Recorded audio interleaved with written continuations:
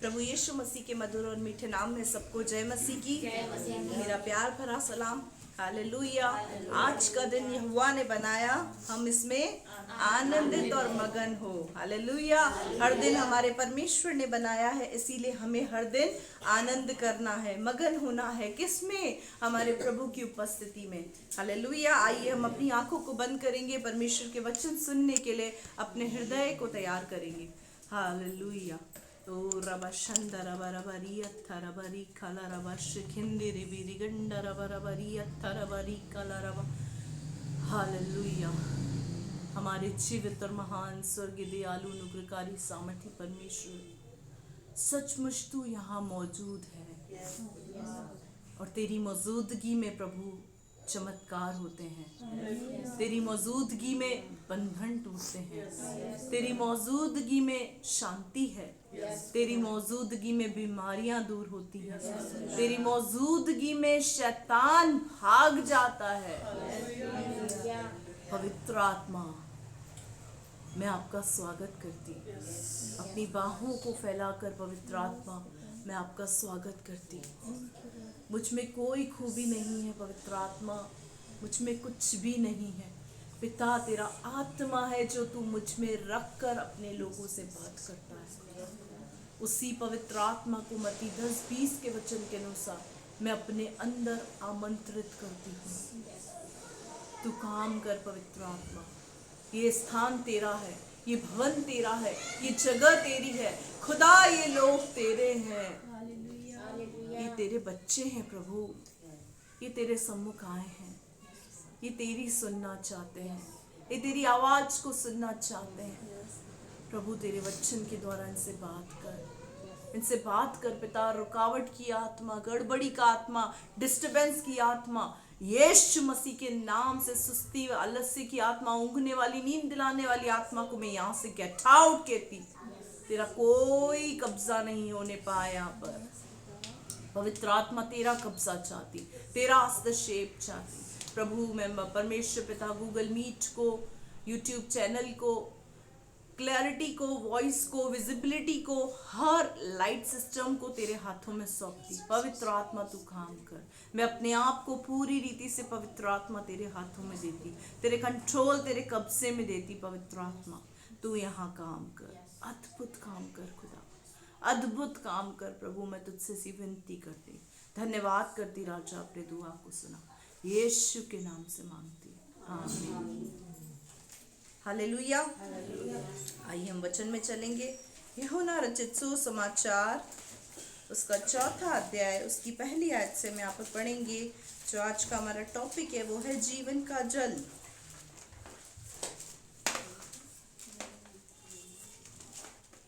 यीशु और सामरी स्त्री। फिर जब प्रभु को मालूम हुआ कि फरीसियों ने सुना है कि यीशु यूहन्ना से अधिक चेले बनाता और उन्हें बपतिस्मा देता है, यद्यपि यीशु स्वयं नहीं वरन उनके चेले बपतिस्मा देते थे, तब वह यहूदियों को छोड़कर फिर गलील को चला और उसको सामरिया से होकर जाना अवश्य था। इसलिए वह सुखार नामक सामरिया के एक नगर तक आया, जो उस भूमि के पास है जिसे याकूब ने अपने पुत्र यूसुफ को दिया था, और याकूब का कुआं भी वहीं था। अतः यीशु मार्ग का थका हुआ उस कुएं पर यूं ही बैठ गया। ये बात 6 घंटे के लगभग हुई। इतने में एक सामरी स्त्री जल भरने आई। यीशु ने उससे कहा, मुझे पानी पिला। बस। हालेलुया। सब लोग यहाँ देखेंगे। यूहन्ना रचित सुसमाचार उसका 4था अध्याय, उसकी पहली आयत से मैं आप पढ़ रहे हैं। Page number 134। यहाँ लिखा हुआ है यीशु और सामरी स्त्री। अब कोई बात नहीं करेगा। यीशु और सामरी स्त्री, यहाँ क्या लिखा हुआ है? फिर जब प्रभु को मालूम हुआ कि फरीसियों ने सुना है कि यीशु यूहन्ना से अधिक चेले बनाता है और उन्हें बपतिस्मा देता है, यद्यपि यीशु स्वयं नहीं वरन उसके चेले बपतिस्मा देते थे। मेरे प्रियो, यहाँ पर जब लोगों को मालूम हुआ, जब प्रभु को ये मालूम हुआ कि फरीसियों ने सुना है। क्या सुना है फरीसियों ने? शास्त्री फरीसियों को जब ये बात पता चली कि जो यूहन्ना था वो भी चेले बनाता था और वो भी लोगों को बपतिस्मा देता था, वो भी यीशु परमेश्वर के राज्य को बढ़ाता था, लेकिन जब फरीसियों को ये पता चला कि यूहन्ना से भी ज्यादा काम यीशु मसीह कर रहा है, तब उस समय क्या हुआ, तब वह यहूदियों को छोड़कर फिर गलील को चला गया। यीशु मसीह कहाँ गया है? यहूदियों को छोड़कर कहाँ जा रहा है? वो यहूदियों को छोड़कर जा रहा है गलील में। वो गलील में क्यों जा रहा है? और उसको सामरिया से होकर जाना अवश्य था। सामरिया एक ऐसी जगह थी मेरे प्रियो, जिसको शास्त्री फरीसी लोग, यहूदी लोग तुच्छ जानते थे। एक ऐसी जात थी सामरी जात। सामरी लोगों से यहूदी लोग किसी भी प्रकार का कोई मेल जोल, किसी भी प्रकार की कोई मित्रता नहीं रखते थे। जैसा कि आज हम देखें, छोटी जात और नीची जात वाले लोगों से लोग बात करना पसंद नहीं करते। क्यों? क्योंकि उनके बीच के अंदर एक क्या है? भेदभाव है। यहूदी लोग एक ऊंची कौम के लोग थे और सामरी लोग बहुत नीची कौम के, बहुत नीची जाति के लोग थे। यही कारण था कि यहूदी और सामरियों के अंदर किसी भी प्रकार का कोई मेल नहीं था। उनके बीच में कोई भी टॉकिंग टर्म्स, कोई भी बातचीत नहीं थी। क्यों? क्योंकि सामरी लोगों को यहूदी लोग बहुत छोटी और नीच जात का समझते थे, बहुत नीची जात का समझते थे। इसीलिए वो सामरियों से किसी प्रकार का कोई रिश्ता नहीं रखते थे। लेकिन यहाँ पर यीशु मसीह कहाँ जा रहा है? गलील में जा रहा है। कहाँ जा रहा है? गलील में जा रहा है। लेकिन जिस रास्ते को वो पकड़ रहा है, वो रास्ता कौन सा है? सामरियों की जगह का निकलने वाला रास्ता है। वो जान करके सामरियों की जगह से गया। क्यों गया उसका मैं आगे बताऊंगी आपको। यहाँ पर लिखा हुआ है कि वो सामरिया से होकर गया, और क्या लिखा हुआ है? उसको वहां जाना अवश्य था। क्या था? कंपलसरी था। उसकी इच्छा थी कि मैं सामरिया में से होकर जाऊं। क्या कारण था कि वो सामरिया में से होकर गया था? उसका कारण ये था, मैं आगे बताती हूँ आपको। इसीलिए वह सुखार नामक सामरिया के एक नगर तक आया, जो उसे भूमि के पास है, जिसे याकूब ने अपने पुत्र यूसुफ को दिया था, और याकूब का कुआं भी वहां पर था। अतः यीशु मार्ग का थका हुआ उस कुएं पर यूं ही बैठ गया। ये बात 6 घंटे के लगभग हुई। इतने में एक सामरी स्त्री जल भरने आई। यीशु ने उससे कहा, मुझे पानी पिला। हालेलुया। यीशु को सामरिया में जाना किसके लिए आवश्यक था? इस सामरी स्त्री के लिए। हालेलुया। क्योंकि यीशु को ये बात पता थी कि जैसे मेरे यहाँ पर जो मेरे बच्चे हैं वो दुखी हैं, उनको चंगाई, छुटकारे, बीमारी की जरूरत है, उसी तरीके से मेरी एक बेटी है, उसको भी चंगाई, छुटकारे की जरूरत है। हालेलुया। वो और कोई नहीं, वो सामरी स्त्री थी। यीशु को पता था सामरी स्त्री इस कुएं पर रोज आती है, और वो किस समय आती है वो यीशु को पता था। यीशु को सब पता है। कई बार हम बोलते हैं इस बात को कि शायद प्रभु मेरे जीवन में काम नहीं कर रहा, शायद प्रभु मेरे जीवन में काम नहीं करना चाहता, पता नहीं क्यों, शायद प्रभु की इच्छा ही नहीं हो कि मेरे जीवन में काम हो, प्रभु ऐसा ही चाहता है कि मैं अपनी स्थिति में ऐसा ही रहूं। कई बार हमारे जीवन में ऐसी बातें आती है कि हम सोचते हैं कि शायद परमेश्वर की ये इच्छा है कि मैं ऐसी ही रहूं, मैं ऐसा ही रहूं। नहीं मेरे प्रियो, ऐसा कदाचित नहीं है। परमेश्वर अपने बच्चों को दुर्दशा से भरी हुई हालत में कभी नहीं रखना चाहता है। परमेश्वर कभी नहीं चाहता कि आप दुखों में रहें।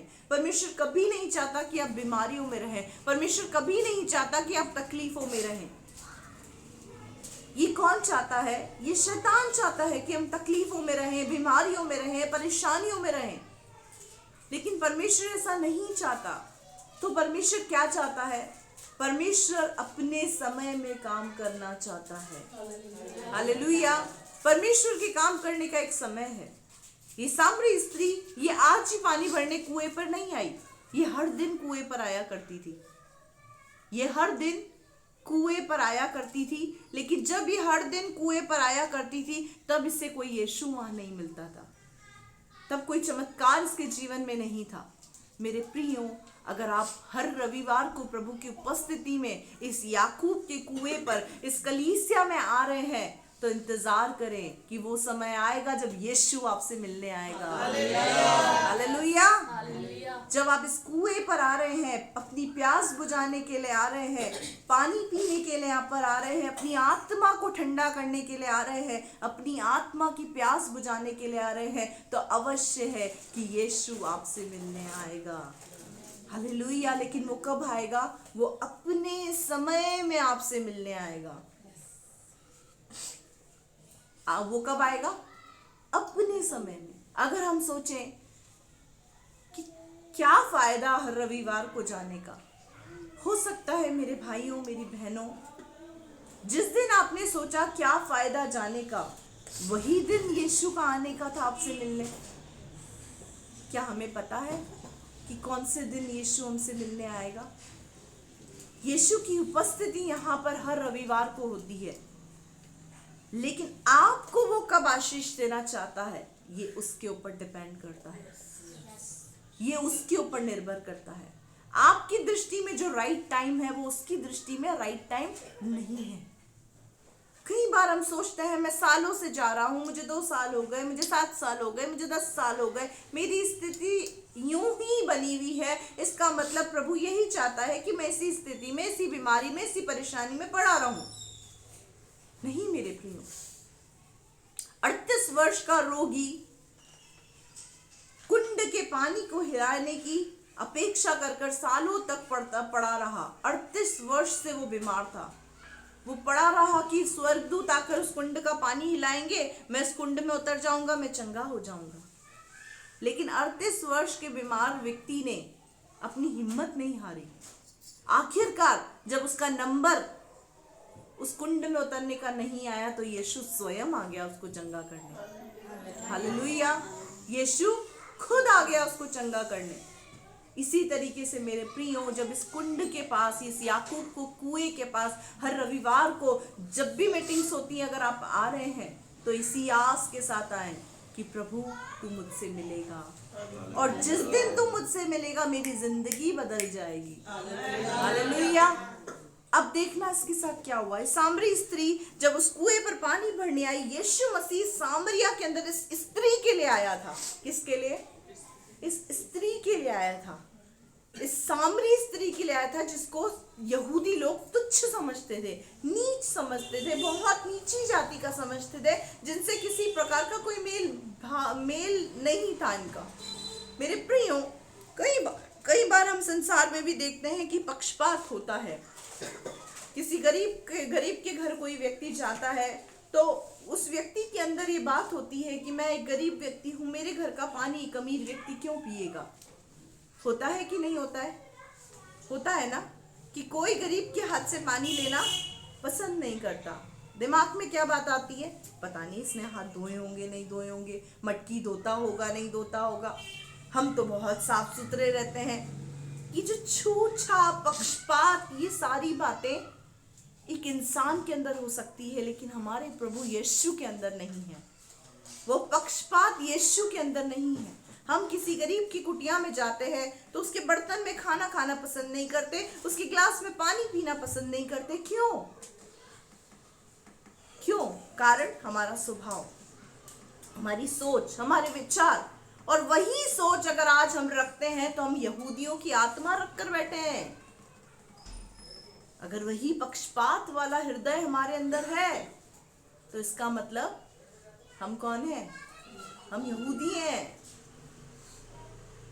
हम फरीसियों की आत्मा रखकर अपने अंदर बैठे हैं। हालेलुया। मेरे प्रियो, इस कलीसिया के अंदर कोई एक ऐसा व्यक्ति बहुत नीची जात से आता हो, बहुत छोटी जात से आता हो, अगर आप उसके घर जाएंगे और उसके घर में वो आपको पानी पिलाएगा, अगर आप पानी नहीं पिएंगे तो आप उसके लिए ठोकर का कारण बनेंगे, क्योंकि परमेश्वर का वचन हमें पक्षपात करना नहीं सिखाता है। हमारे चाल चलन के द्वारा बाइबल बोलती है किसी को ठोकर नहीं लगनी चाहिए, क्योंकि परमेश्वर का वचन कहता है एक ठंडे गिलास पानी को भी तुमको कोई पिलाएगा तो तो वो उसका प्रतिफल कभी ना खोएगा। जिस कुटिया में आप गए हो, जिस गरीब तो परमेश्वर का वचन नहीं बोलता, लेकिन जिस लो फैमिली के पास आप गए हो, मिडिल फैमिली, बहुत लो फैमिली है, उसके पास आप गए हो, आपने जो पानी को ठुकराया, आपने उसकी आशीष को ठुकरा दिया। क्यों मेरे प्रिय हो? क्योंकि परमेश्वर बोलता है पानी जिसने पिलाया वो उसका प्रतिफल कभी ना खोएगा। इसीलिए हमें यहूदी और फरीसियों की आत्मा से परे हटकर यीशु के विचारों, यीशु की सोच तक पहुंचना है। हमें यीशु को कॉपी करना है। हमारा रोल मॉडल कौन है? हमारा रोल मॉडल कौन है? यीशु मसीह। हमारी डमी कौन है? यीशु मसीह। हमको यीशु मसीह को कॉपी करना है। हमको ना ही मूसा बनने की जरूरत है, ना ही एलिया बनने की जरूरत है, ना ही एलिशा बनने की जरूरत है। हमें कुछ भी बनने की जरूरत नहीं है। हमें यीशु के समान बनने की जरूरत है, क्योंकि हम यीशु के चेले हैं। हम मूसा के चेले नहीं हैं, हम एलिया के चेले नहीं हैं, हम यूहन्ना के चेले नहीं हैं, हम यीशु के चेले हैं। हालेलुया। यहाँ पर क्या हुआ? अब यीशु मसीह को पता था सामरी स्त्री जल भरने के लिए इस याकूब के कुएं पर अवश्य आएगी। तो यीशु मसीह वहां पर कुएं पर बैठ गया, और बैठकर यीशु मसीह ने क्या कहा वहां पर? मुझे पानी पिला। क्या कहा? क्यों कहा पानी पिला? ताकि सामरी स्त्री इस बात को समझ सके कि कोई है जो भेदभाव नहीं करता, कोई है जो पक्षपात नहीं करता, कोई है जो सामरियों से भी प्यार करता है। हालेलुया। तो आज के बाद हम किसी के घर पे भी जाएं, अगर वो शर्म के कारण अगर आपके सामने कुछ थोड़ा सा भी रखता है तो उसे ठुकराए नहीं। पानी का ग्लास रखता है तो अपने दिमाग को साइड में रखे, क्योंकि परमेश्वर का वचन कहता है जो कुछ हम मुंह से ग्रहण करते वो सब संडास में निकल जाता है। पानी हमको अशुद्ध नहीं कर सकता, भोजन हमें अशुद्ध नहीं कर सकता, लेकिन हमारे विचार हैं जो वो हमें अशुद्ध करते हैं। ये भेदभाव, पक्षपात, ये हमें क्या करते हैं? कमजोर करते हैं हमारे विचारों को, ये हमें अशुद्ध करते हैं। हालेलुया। क्योंकि हमारे प्रभु ने जैसा हमको बनाया है वैसा ही नीची जात वालों लोगों को बनाया है, अलग तरीके से नहीं बनाया है। हालेलुया। अब यहाँ पर यीशु क्या बोल रहा है? उससे बातचीत करना चाहता है। किससे? सामरी स्त्री से। तो क्या बोल रहा है? मुझे पानी पिला। अब यहाँ पर देखना इस सामरी स्त्री के विचारों के अंदर क्या चल रहा है, पढ़ो। क्योंकि उसके चेले तो नगर में भोजन मोल लेने को गए थे। उस सामरी स्त्री ने उससे कहा, तू यहूदी होकर मुझ सामरी स्त्री से पानी क्यों मांगता है? देखो इस सामरी स्त्री के विचारों में क्या आ गया? तू यहूदी होकर मुझसे पानी क्यों मांग रहा है? क्यों? आगे ब्रैकेट में जो लिखा हुआ है उसको पढ़ो। क्योंकि यहूदी सामरियों के साथ किसी प्रकार का व्यवहार नहीं रखते। क्योंकि यहूदी सामरियों के साथ किसी प्रकार का व्यवहार नहीं रखते। हालेलुया। मेरे प्रियो, हम किसी की कुटिया में जाकर उसके साथ भोजन करने से भी नहीं घबराते। क्यों? क्योंकि हमारे गुरु ने जब किया है तो हम कौन है? जब हमारे गुरु प्रभु यीशु मसीह ने किया है तो हम कौन है? अगर हम किसी के साथ पक्षपात करते हैं तो इसका मतलब हम अपने आप को यीशु मसीह से ऊपर दिखाते हैं। हम यीशु मसीह से ऊपर अपने आप को सुपीरियर दिखाते हैं। यहाँ क्या लिखा हुआ है? इस स्त्री के मन में क्या था? क्या बोल रहा है? तू यहूदी होकर मुझसे पानी क्यों मांग रहा है? क्यों पता है? क्योंकि ये सामरी स्त्री इस बात को जानती थी कि यहूदी लोग हमसे किसी भी प्रकार का कोई रिश्ता नहीं रखते हैं, वो हमसे पानी पीना पसंद ही नहीं करेंगे। लेकिन अब यीशु मसीह क्या बोलता है? यीशु ने उत्तर दिया, यदि तू परमेश्वर के वरदान को जानती और यह भी जानती कि वह कौन है जो तुझसे कहता है मुझे पानी पिला, तो तू उससे मांगती और वह तुझे जीवन का जल देता।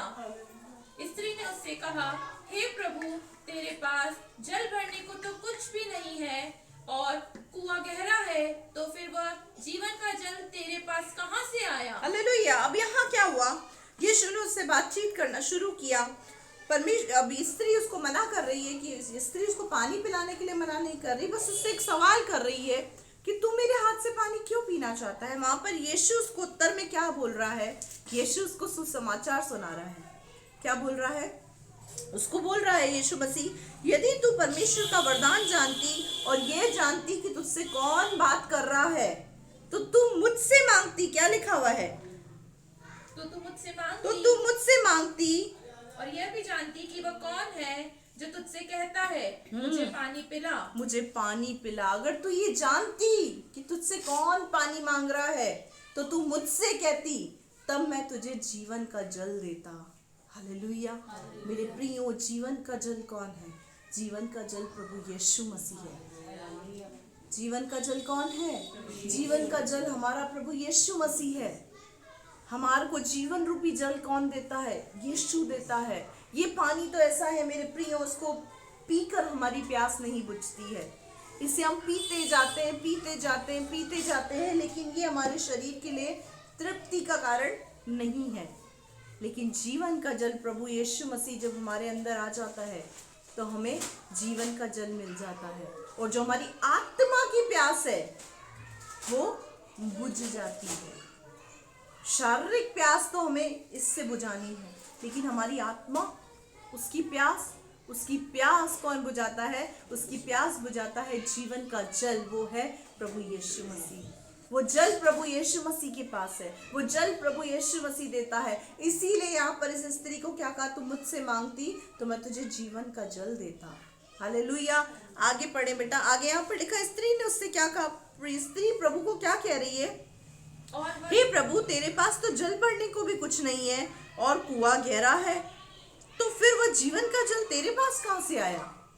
मेरे प्रियो, यहाँ पर स्त्री अभी तक भी नहीं समझ पा रही है कि उससे कौन बात कर रहा है।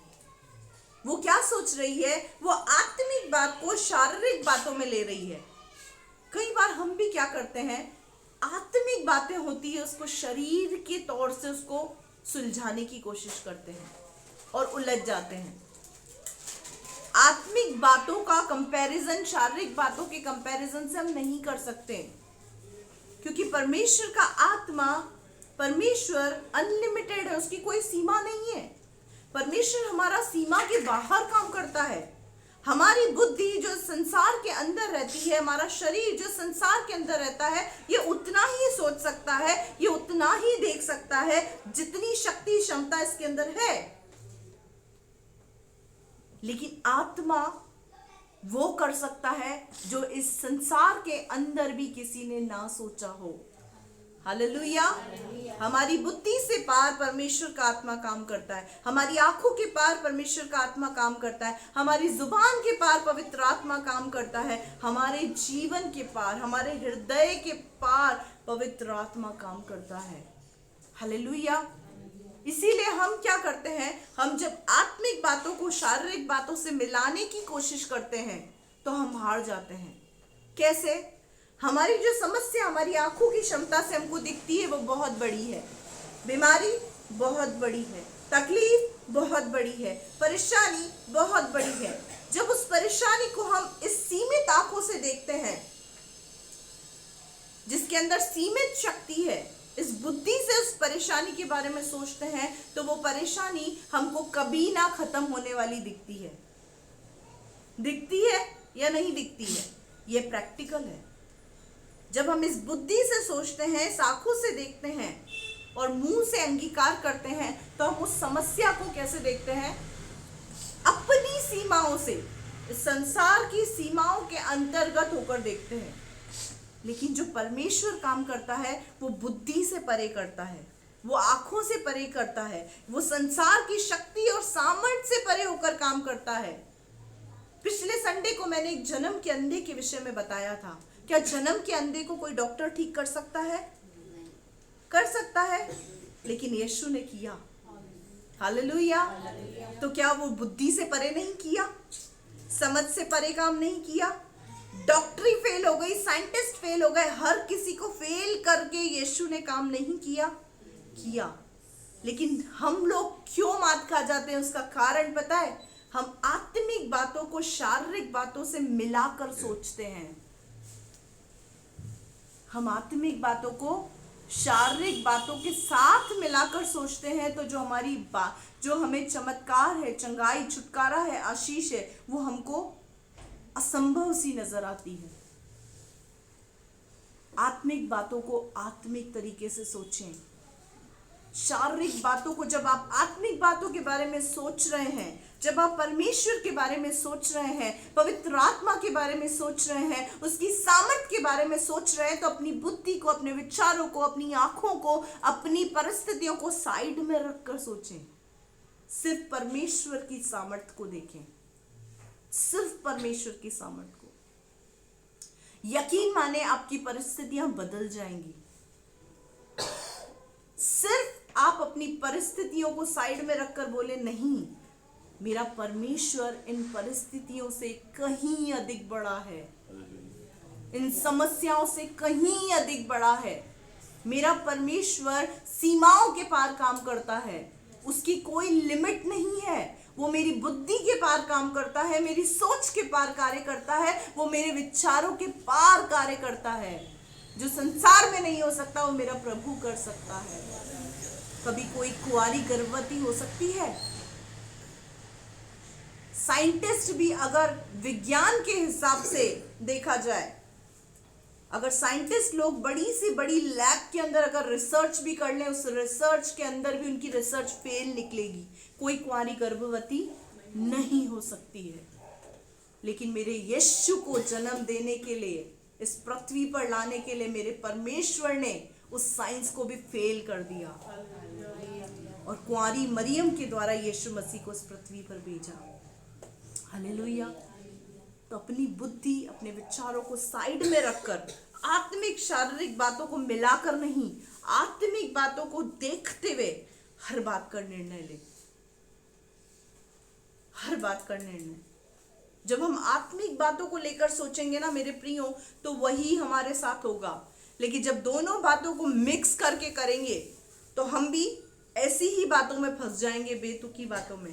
तेरे पास तो गड़ा ही नहीं है प्रभु, कुआं इतना गहरा है, फिर तेरे पास जीवन का जल कहां से आया?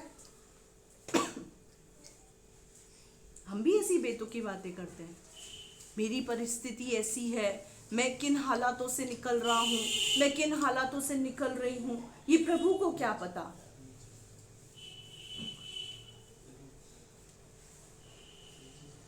ये प्रभु को क्या पता। जो जिस पे जो बीतती है ना, उसी को पता चलता है सिस्टर।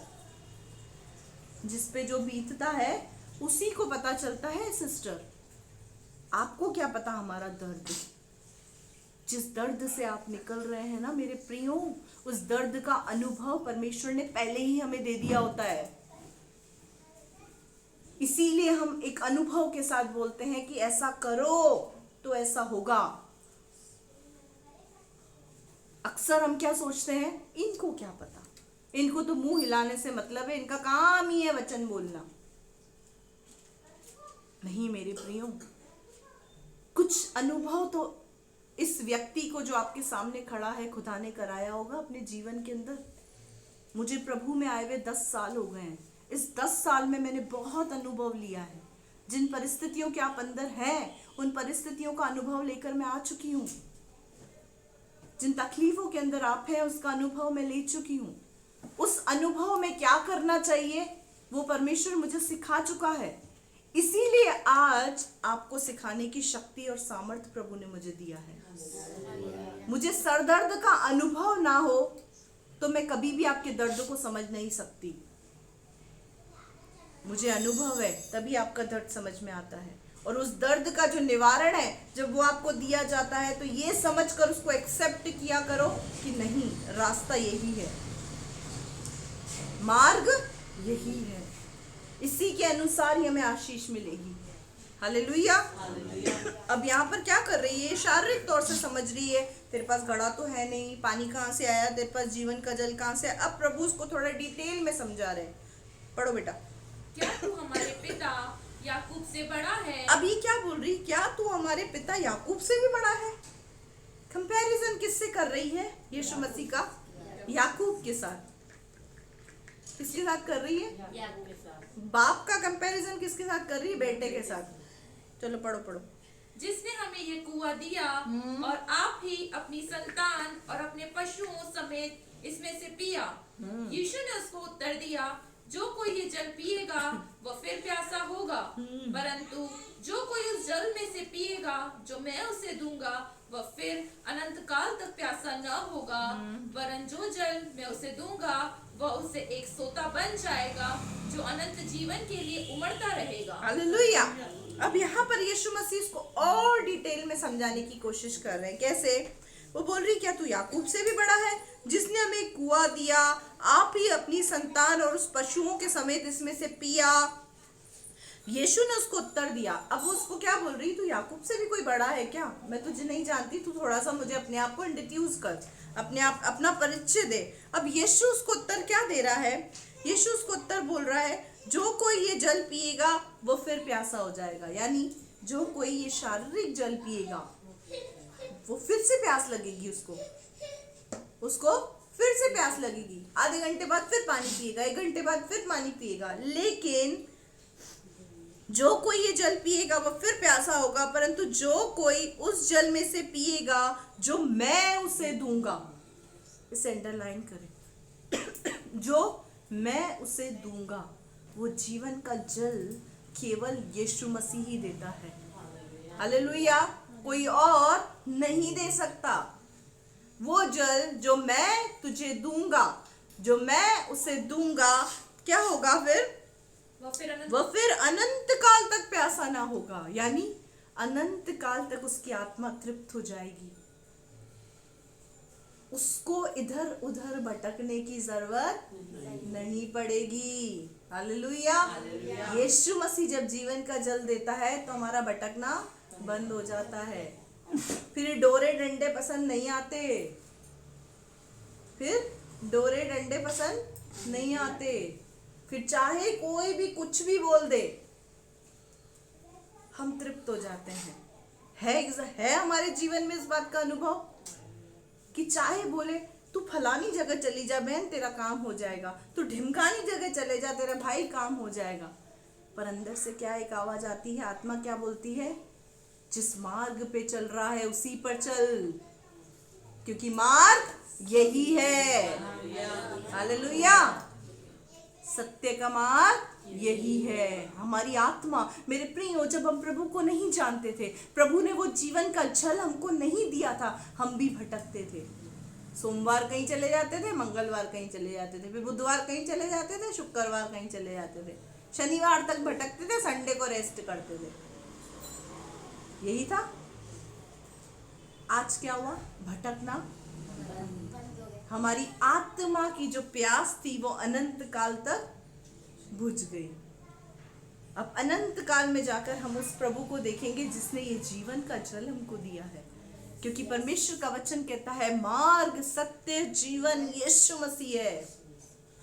अच्छा, आप लोगों का ये अनुभव होगा, मैंने पिछले दिनों प्रभु से एक सवाल किया कि मैंने कहा, प्रभु कि जो लोग तेरे भवन में आते हैं, चंगाई मिल जाती है, उनको छुटकारा मिल जाता है, उसके बाद भी वो चले जाते हैं, लौट जाते हैं, तेरे भवन में दोबारा नहीं आते, वो चंगाई छुटकारे के लिए ही केवल आते हैं, चले जाते हैं।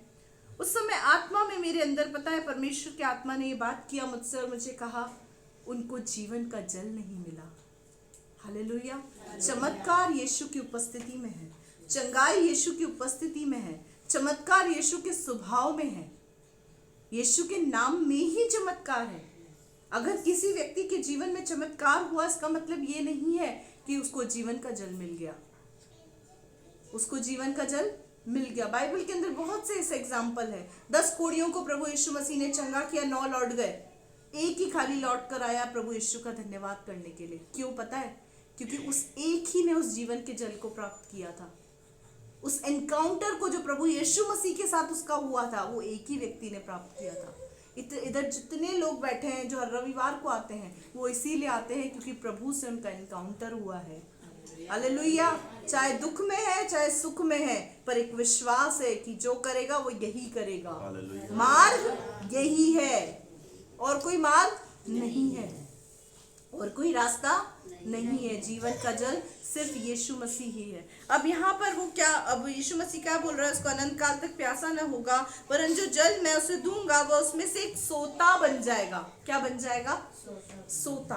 आज का जो मेरा टॉपिक है, जीवन का जल, तो आप लोग यहाँ पर बैठे हैं, आपको मिल गया। क्या आप उसमें से एक सोता बने? सोते का मतलब समझते हैं? सोते का मतलब होता है झरना।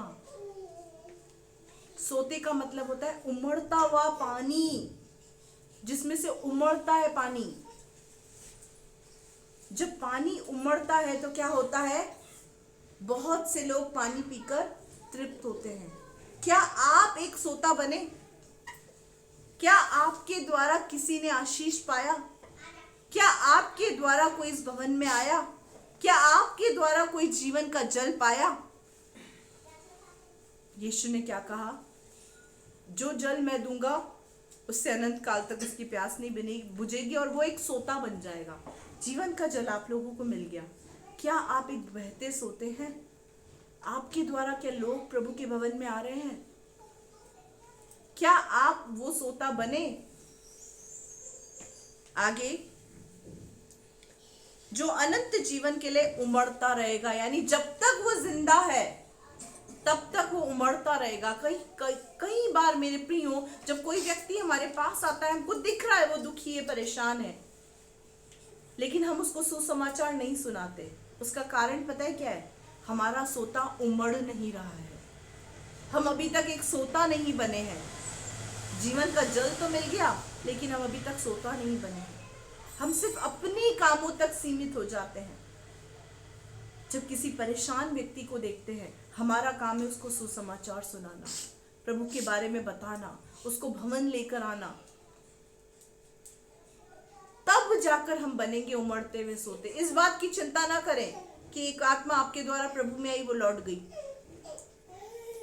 इस बात की चिंता ना करें कि एक आत्मा प्रभु के भवन में आई, वो लौट गई। एक लौट गई ना तो प्रभु 4 लेकर आएगा। हालेलुया। लेकिन आपको उमड़ते हुए सोते की तरह काम करना पड़ेगा। हालेलुया। आगे पढ़े बेटा। स्त्री ने उससे कहा, हाँ। हे प्रभु, वह जल मुझे दे ताकि मैं प्यासी ना हूँ, हाँ। और न जल भरने को इतनी दूर आऊं। अब अभी तक भी इस बात को क्या कर रही है? शारीरिक तौर से समझ रही है। क्या बोल रही है? मैं थक जाती हूँ प्रभु, इतना भारी गड़ा उठाती हूँ, ऊपर से एक स्त्री अलग हूँ, थक जाती हूँ, इतनी दूर से इस कुएं पर पानी भरने आती हूँ। तो एक काम कर, एक बार में मुझे पानी दे दे वाला, ताकि मुझे इतनी दूर आने की जरूरत ही नहीं पड़े। हमारी स्थिति भी कुछ ऐसी ही है। यीशु मसीह हमको मिल गया, उसके बाद भी रोते रहते हैं। किस बात के लिए?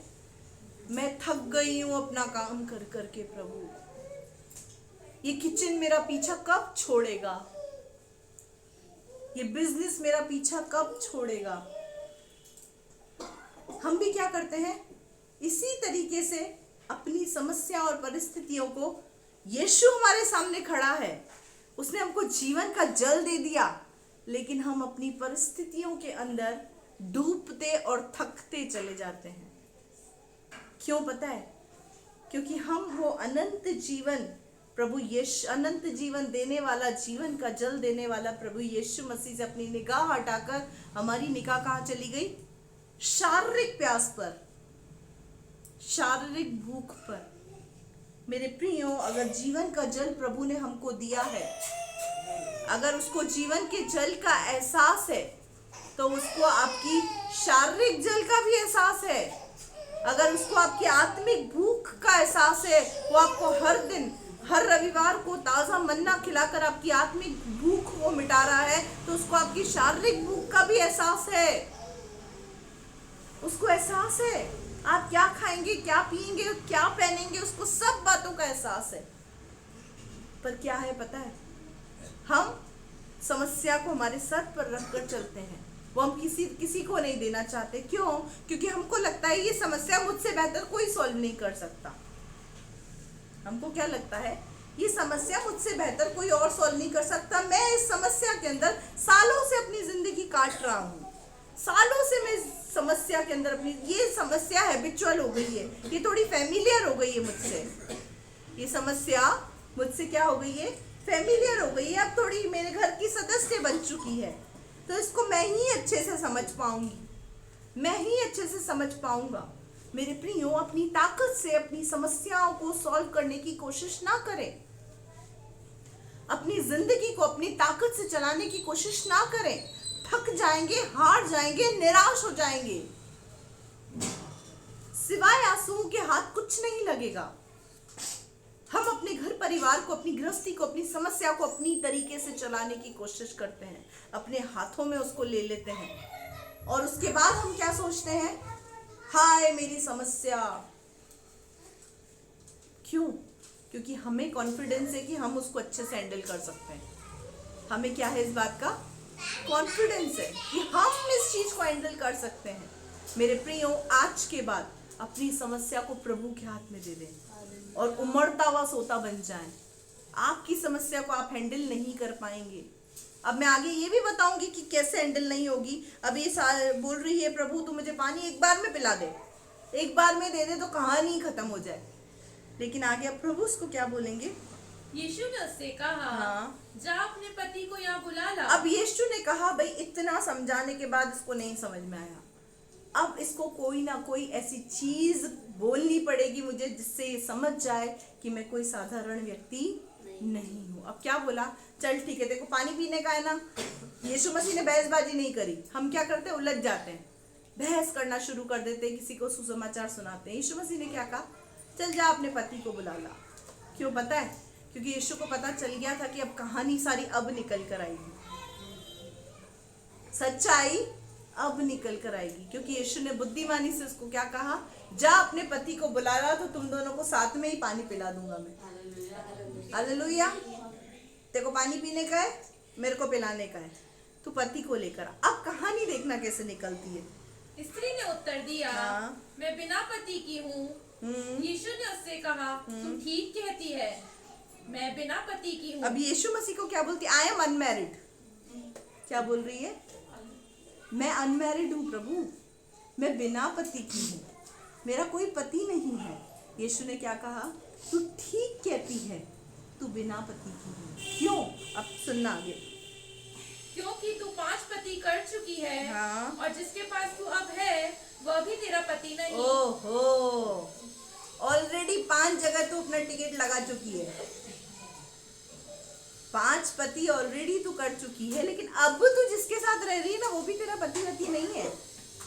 मेरे प्रियो, ये स्त्री अपना परिवार सेटल करने की कोशिश कर रही थी। क्या कर रही थी? कि कहीं ना कहीं मेरा परिवार सेटल हो जाए, लेकिन उसका परिवार उसकी ताकत से सेट नहीं हुआ। परमेश्वर के वचन में लिखा हुआ है, जिस घर को परमेश्वर न बनाए उसका बनाने वाले का परिश्रम व्यर्थ है। हम अपनी ताकत से अपने परिवार को नहीं बना सकते। इसने क्या करा? एक के बाद एक ट्राई मारती गई, लेकिन इसको कहीं भी संतुष्टि नहीं मिली। प्रभु ने क्या कहा? तूने ठीक कहा, मैं बिना पति की हूँ। 5 तो ऑलरेडी कर चुकी है, छठे के साथ रह रही है, उसके साथ भी तेरा कोई सेटिंग नहीं है, सिर्फ रह रही है। आगे, यह तूने सच ही कहा है। हाँ।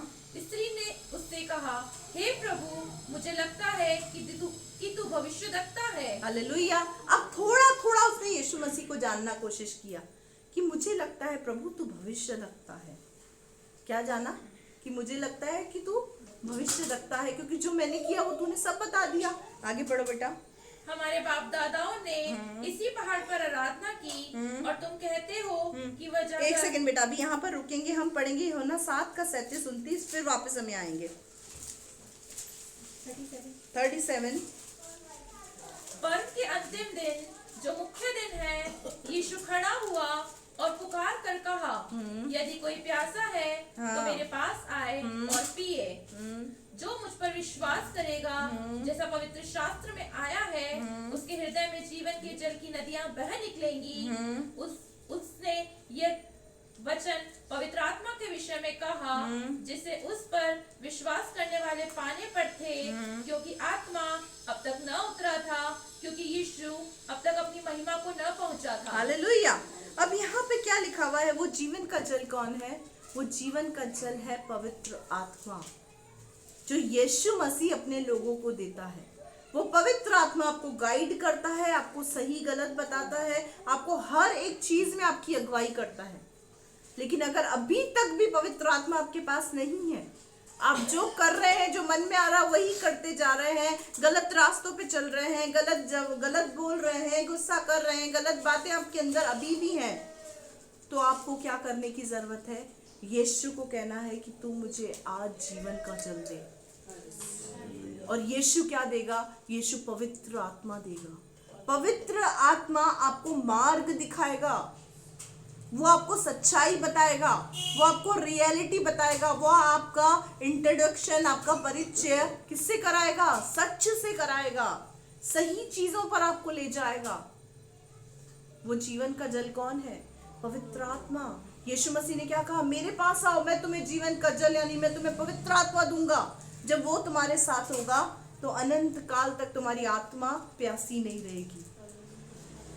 तुम्हारी आत्मा को एक साथी मिल जाएगा। वो साथी कौन है? पवित्र आत्मा, जो तुम्हारी आत्मा में बैठकर काम करेगा। हालेलुया।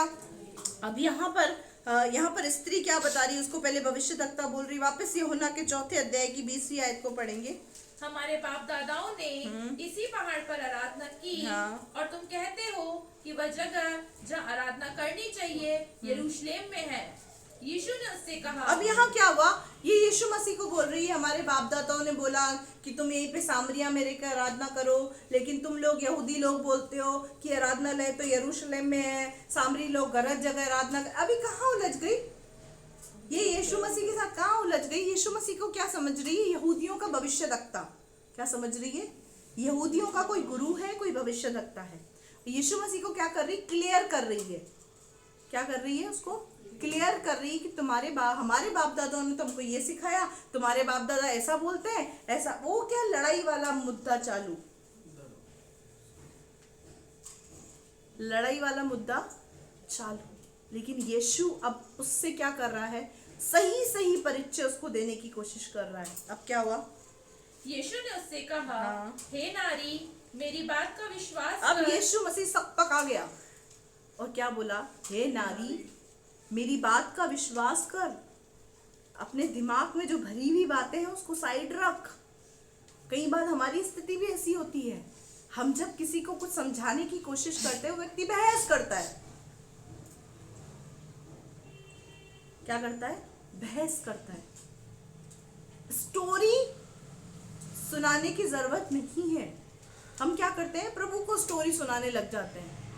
प्रभु मेरे साथ ऐसा हुआ, फिर ऐसा हुआ, तेरे को नहीं पता प्रभु, तेरे को मैं बताती हूँ प्रभु, ऐसे नहीं ऐसे हुआ, तेरे को थोड़ी आधी बात पता है, पूरी बात मैं तेरे को बताता हूँ प्रभु।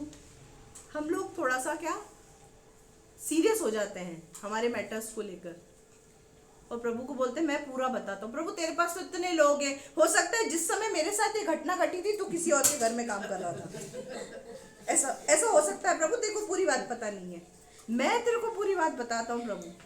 मैं जब मेरे साथ ऐसा हो रहा था प्रभु, तू शायद शांति बहन के घर चला गया था या जतिन के घर चला गया था, तो थोड़ा मिस्टेक हो गया तुझे समझने में। मैं तेरे को पूरी बात समझाता हूँ। सीरियसली हम विश्वासी ऐसा करते हैं। जब हम वचन को साइड में रखते हैं ना, तो हम डायरेक्ट नहीं बोलते हैं, हम इनडायरेक्ट बताते हैं प्रभु को कि नहीं प्रभु तेरा वचन तो ऐसा बोलता है, मैं समझता हूँ, लेकिन इस संसार में हम सीधे होके नहीं रह सकते प्रभु। इस संसार में टेढ़े लोगों की ही जीत है। संसार में होगी टेढ़े लोगों की जीत, लेकिन प्रभु के राज्य में सीधे लोगों की जीत है। हालेलुया। जो टेढ़ी चाल चलते हैं ना, उनकी जीत नहीं है प्रभु के राज्य में, जो सीधी चाल चलते हैं। इसीलिए मैंने सिखाया था कि संसार की टेढ़ी हठीली जातियों के बीच में हमको निर्दोष परमेश्वर के दीपक के समान चमकना है। हालेलुया। इसीलिए प्रभु को कहा, ये प्रभु को क्या कर रही है? वो वाद विवाद का मुद्दा छेड़ रही है कि कोई सुपीरियर आया है यहूदियों का, इसको पकड़ लूंगी तो सारा सिस्टम ठीक कर देगा।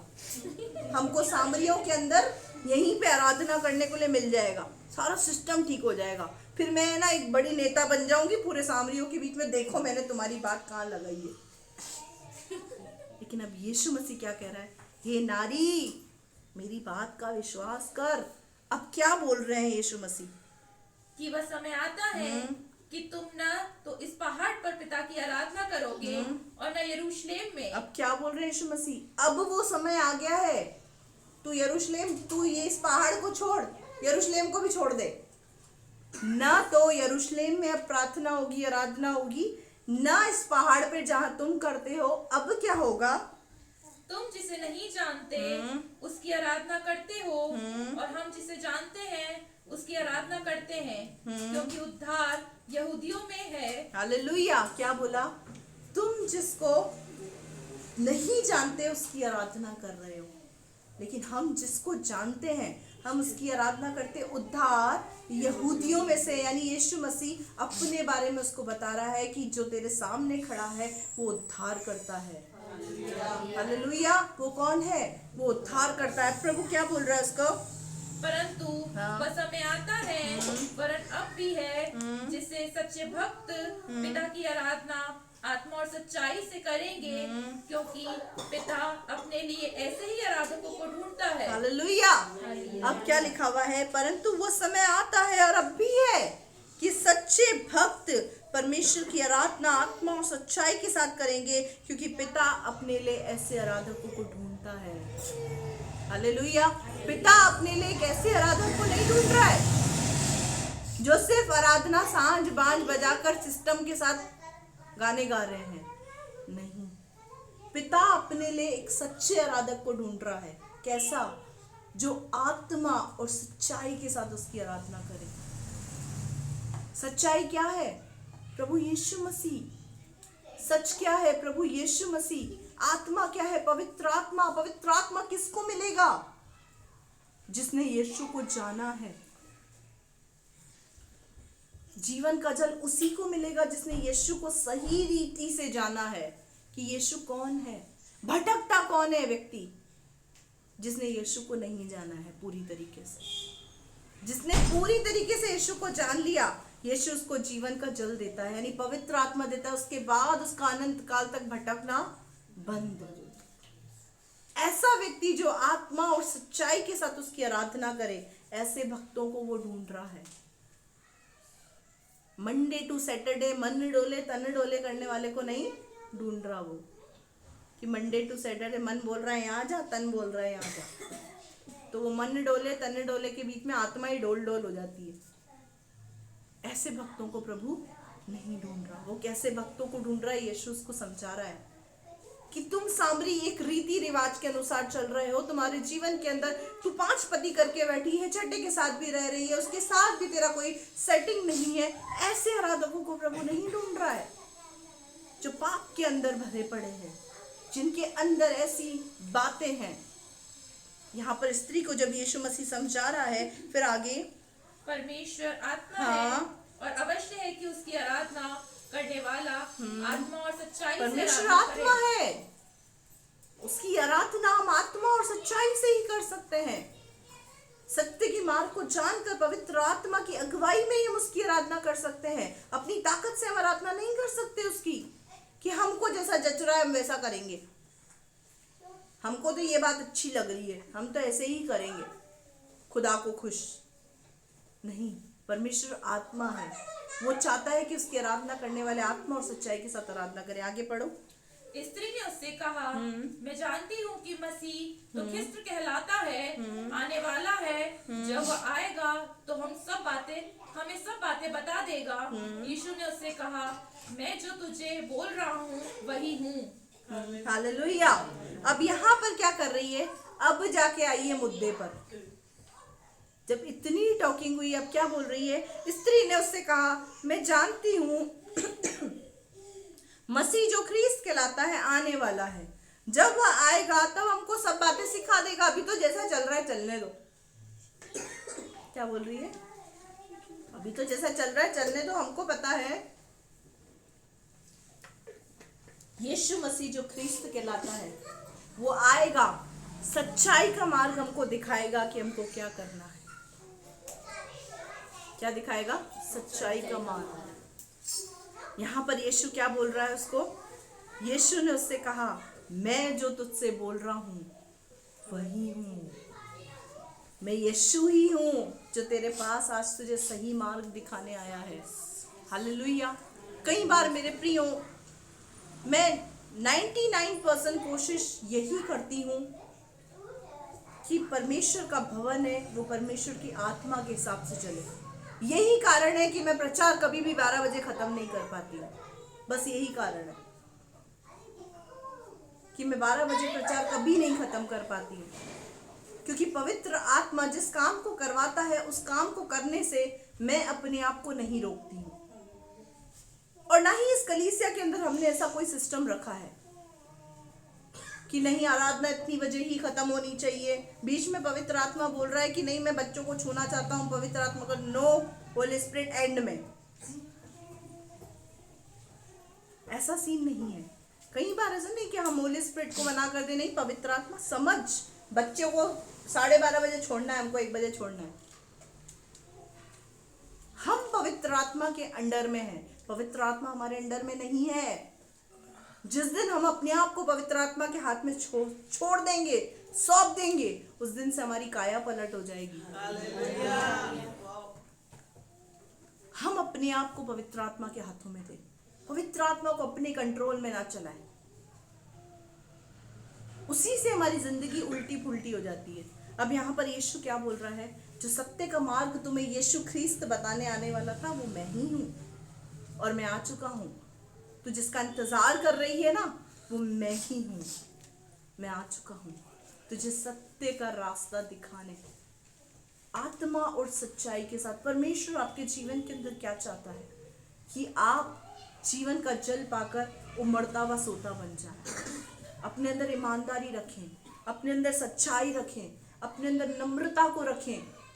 ये परमेश्वर की इच्छा है एक मनुष्य के जीवन से, कि हम पवित्र आत्मा के अनुसार जीवन को जिएं। जब आप प्रभु के भवन में आते हैं, जब आप बाहर कुछ भी गलत करते हैं, अगर आपके कान में आवाज आ रही है कि तू ये गलत कर रहा है, तूने गलत किया है, वो आवाज ही पवित्र आत्मा की आवाज है।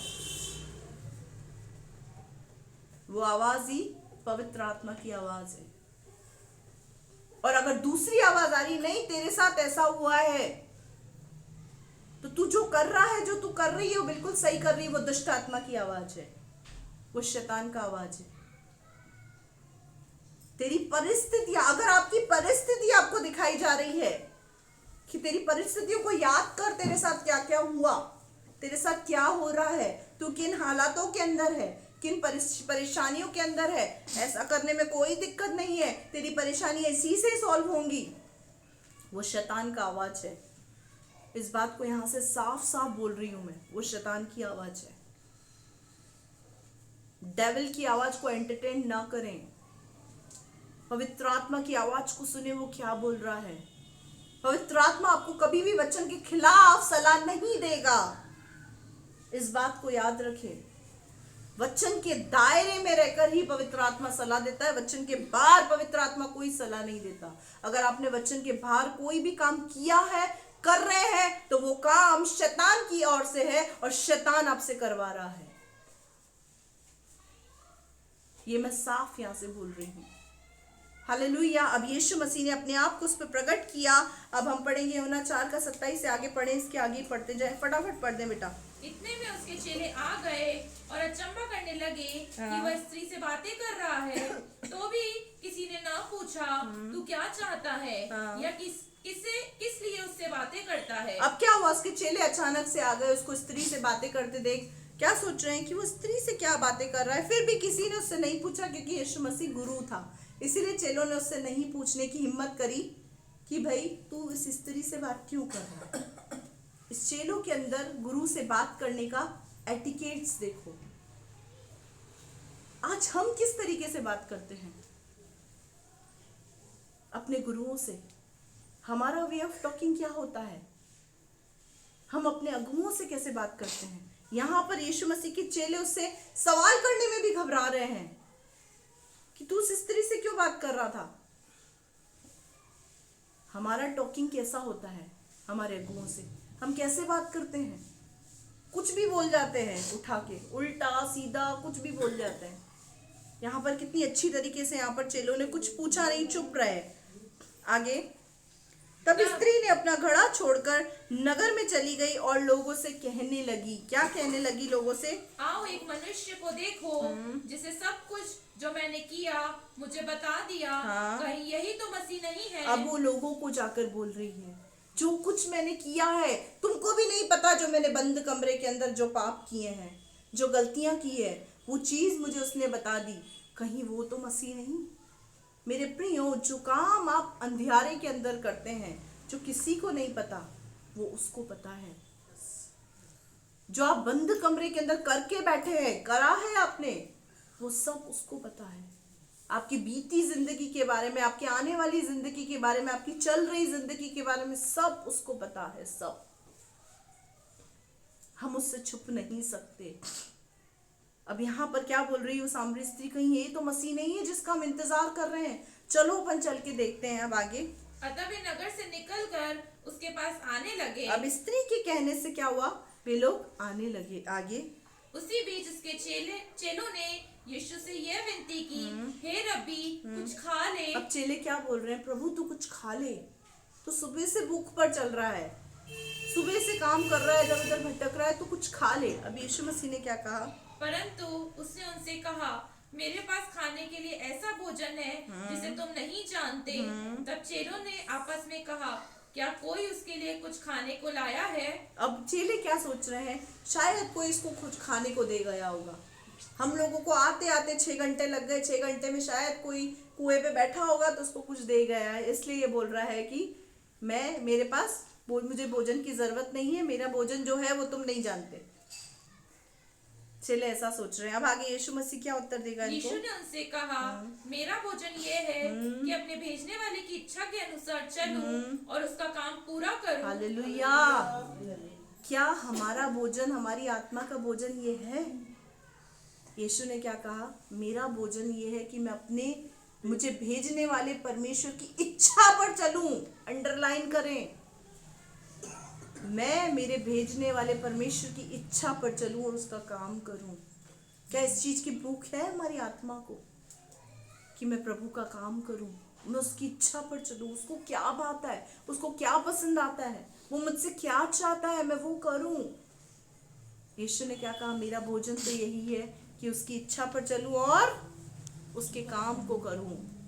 आगे, क्या तुम नहीं कहते, हाँ। कटनी होने में अब भी 4 महीने पड़े हैं? हाँ। देखो मैं तुमसे कहता हूँ, अपनी आंखें उठाकर खेतों पर दृष्टि डालो कि वे कटनी के लिए पक चुके हैं। काटने वाला मजदूरी पाता है और अनंत जीवन के लिए फल बटोरता है, ताकि बोने वाला और काटने वाला दोनों मिलकर आनंद करें। हालेलुया। अब यहाँ पर यीशु मसीह ये शारीरिक बात आत्मिक तौर से बता रहे हैं चेलों को। क्या तुम नहीं बोलते 4 महीने पड़े हैं और 4 महीने पड़े हैं? देखो तुम में से कहता हूँ, बीज बोकर किसान कितने महीने इंतजार करता है? 4 महीने। जब वो बीज बोता है उस समय वो इंतजार करता है, अभी तो 4 महीने पड़े हैं। 4 महीने बाद ये फसल उगेगी, उसके बाद इस फसल को काटा जाएगा, उसके बाद लोगों को ये चीज बाजार में मिलेगी। हालेलुया। ऐसा ही है। उसके बाद यहाँ पर लिखा हुआ है, अपनी आंखें उठाकर देखो, दृष्टि डालो कि कटनी के लिए खेत पक चुके हैं। इसका मतलब समझे, ये संसार थक चुका है, पक चुके हैं लोग। अब लोगों को सत्य का मार्ग चाहिए। अपने दुखों में, समस्याओं में, संकटों में, बीमारी में लोग करा रहे हैं। खेत क्या है? ये संसार। फसल क्या है? ये संसार के लोग। फसल पक चुकी है, उसको काटने के लिए मजदूरों की जरूरत है, लेकिन मजदूर आलसी हैं, सो रहे हैं। मजदूरों को छोटी समस्या को प्रोजेक्टर पे करके शैतान ने बड़ा बड़ा दिखा दिया है और खुद की समस्या में उलझ गए हैं। एक विश्वासी व्यक्ति अपने आप को सबसे ज्यादा समस्या में महसूस क्यों करता है? कारण अगर वो उसी समस्या में उलझा रहेगा तो वो प्रभु का कार्य नहीं कर पाएगा। ये शैतान का जाल है जो उसने बिछाया है विश्वासियों के लिए। अपनी समस्या, अपने सर दर्द से हम दुखी रहते हैं तो दूसरों का पेट का दर्द क्या मिटाएंगे। मेरे प्रियो, अगर हम भी अपने सर दर्द में रह जाएं तो क्या आपके जीवन में प्रभु काम करेगा? हमें भी बहुत से काम हैं, बहुत सारी बातें हमारे जीवन के अंदर भी, लेकिन हम उन चीजों को साइड में रखकर प्रभु के कार्य को करते हैं। बाइबल में क्या लिखा है? खेत तो तैयार है, मजदूरों की कमी है। आज कौन मजदूर बनेगा? कौन वो सोता बनेगा जिसका उमड़ने वाला जीवन हो? कौन वो सोता बनेगा? खेत तो तैयार है, बाइबल में लिखा हुआ है काटने वाला मजदूरी पाता है और अनंत जीवन के लिए फल बटोरता है, ताकि बोने वाला काटने वाला दोनों मिलकर आनंद करें। आप क्या करते हैं पता है? कौन है आप? बीज बोने वाले। किसी व्यक्ति के अंदर आप सुसमाचार का बीज आपने बो दिया, ठीक है, आपने उसको बोया। बोने के बाद जब हम लोग वहां पर गए और उनको समझाया, सिखाया, हमने क्या करा? उस फसल को काट कर प्रभु की बगिया में लगा दिया।